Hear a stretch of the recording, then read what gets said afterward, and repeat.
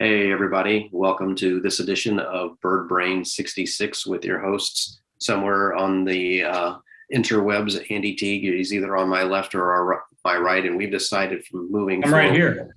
Yeah, we're never gonna try to figure out which side we're on because it doesn't make any difference. It's our own inside joke.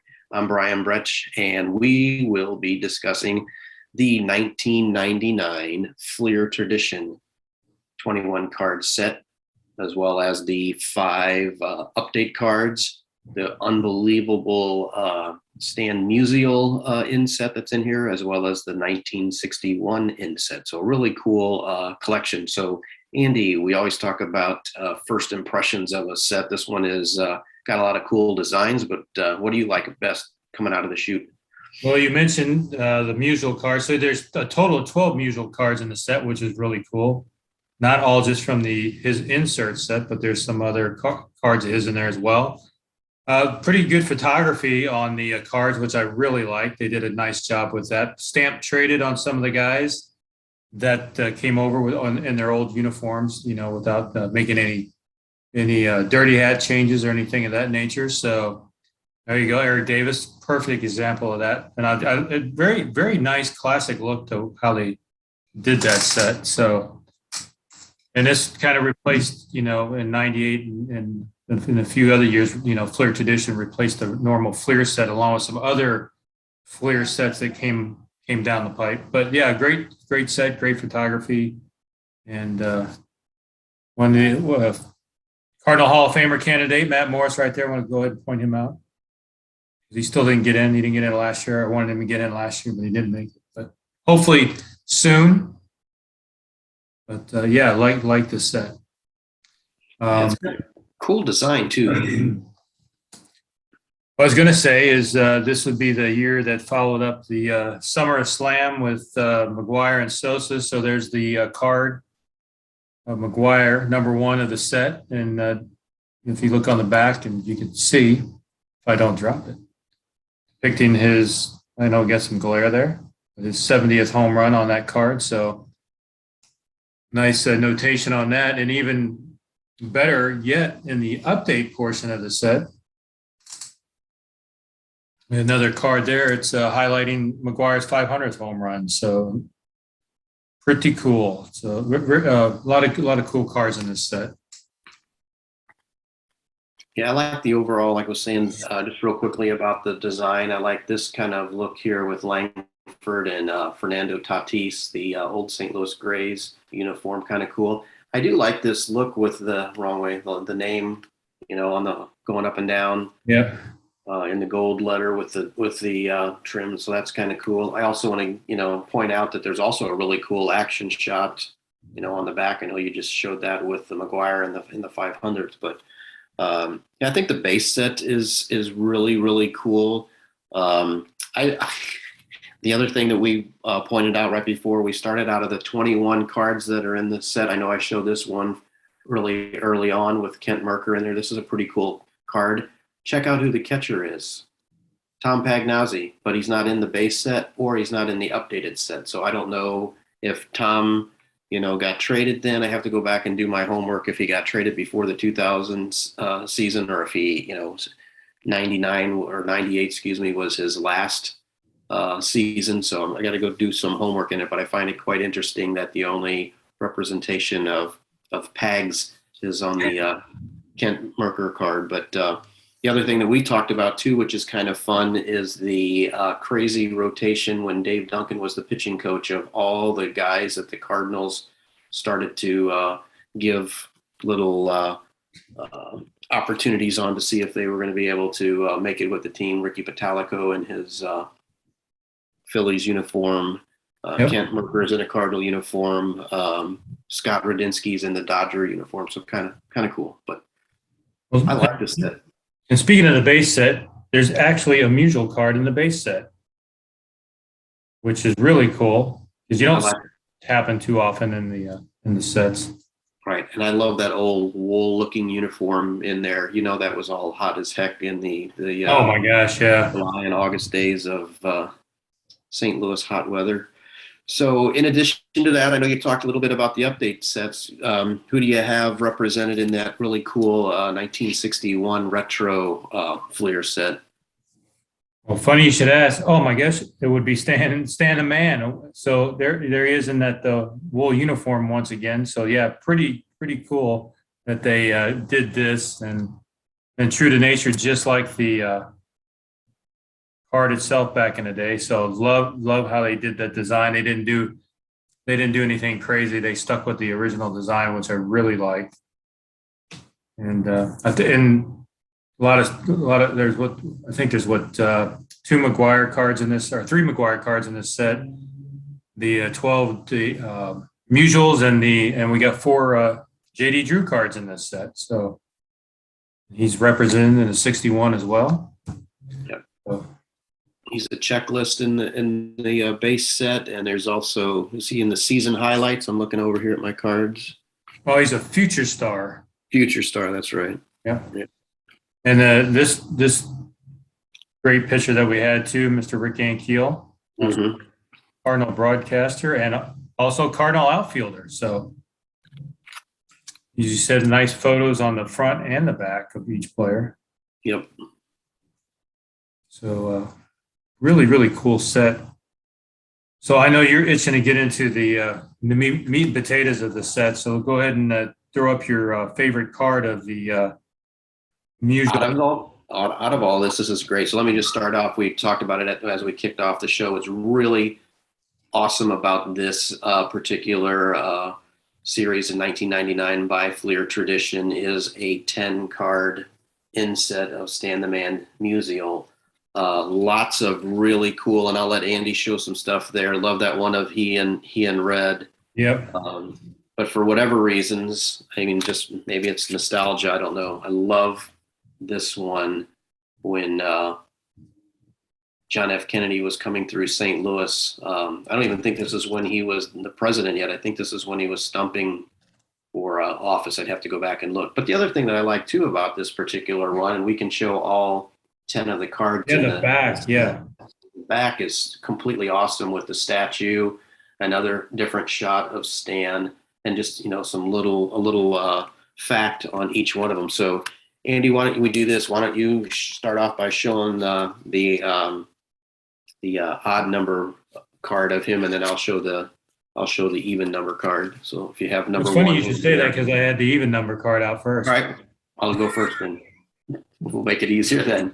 So here is card number one, back in his days in Pennsylvania, where he was a multi-sport athlete, and obviously he is playing basketball right here. So love this card. And once again, the back, there is the arch, there's the Musial statue, and then the great photo right there, different look. That was card number one. Well, number two happens to be him and his final game. So with him and his family. So very nice picture. Something you don't see too often on any cards, or any photographs, for that matter anymore. Very nice. And as you said, yeah, there's another little portrait of Stan on the back there with the statue. Meet me at the statue. Yep. Still meet people at the statue to this day. Yeah. Iconic, even though all the other players are out there now. There's just something unbelievable about meeting at the Stan statue to this day. All right, card number three. It's called In the Beginning from the 1941 season. Love this classic look. Love the ball cap. Again, love the uniform. Love the back of the card. Again, there's the statue along with another different photo of Stan. That was number three. What you got for four? Stan in the Navy, of course. There you go. And his Navy whites. So I love that. Love when they represent any of the players from the back in the day and the time they're in the service. Yep. And just to let everybody know, I mean, there's a couple of small little insets throughout I'd say starting at about 1999 to the present. There's probably correct me if I'm wrong, I think there's like 4 or 5 different insets where Stan and other, players, not only the Cardinals, are in military uniforms, and those are really, really cool cards to have in your collection. right? I go odd number 5. Andy just showed this, but I love this particular one. Anytime you get Stan and Red together in one card, that's pretty cool. Again, love the back. I won't go into much on that since you showed that one. Go on with card number 6. One you just showed with him and Kennedy. And if you see yeah. there, Musial kissing the bat. If you've ever been to the Cardinal Baseball Hall of Fame, you can actually hold the Stan the Man's bat and get a picture with it. Of course, you have to wear protective gloves, but always love that adventure whenever I get to go to the museum. Card number 7. This is a photo taken of him after his final game in 1963, just hanging out, collecting his thoughts at his locker. Love that. And again, really cool shot of him on the back addressing the crowd after the game or before the game. I can't tell which. Is probably before the game since he's in an overcoat. Next one is Stan the Man on his 3000th hit. So really great idea, whoever came up with this. You know, took some time, put some thought into it. And does that mention that he was in Wrigley Field when that happened and that pinch hit? I believe it does, if I could actually read the back of it, but I'm not going to put my glasses on to read the back of it. March 13th, 1958 against the Cubs. Yeah, so when he came off because they needed a pinch hitter. Game was tied. He delivered the RBI hit to give the Cardinals the win because they really wanted to keep him out of the lineup so he could collect hit number 3000 in St. Louis, but it didn't work out that way. What was more important, they needed the victory, and he came through. So up next is card number 9, the unveiling of his statue there. I love that. How about meeting Musial at the Musial? There you go. Yep, exactly. That's card number 9. It says under the old Busch Stadium there. Yeah, here stands, it is Stan, but here stands baseball's perfect warrior. Here stands baseball's perfect knight. So that's what the front of the card says. That's card number 9. And last but not least is his Hall of Fame induction in Cooperstown, July 28, 1969. So very cool. Little retrospect of his career in this little card set. So very, very nice. We got another one we'll present down the road too, another one done by Leaf. So we will throw that one out there as well. Nice set that they had done almost about 10 years ago. Yeah, I think there's about 15 or 16 in that. Quite a few in that set. Yeah.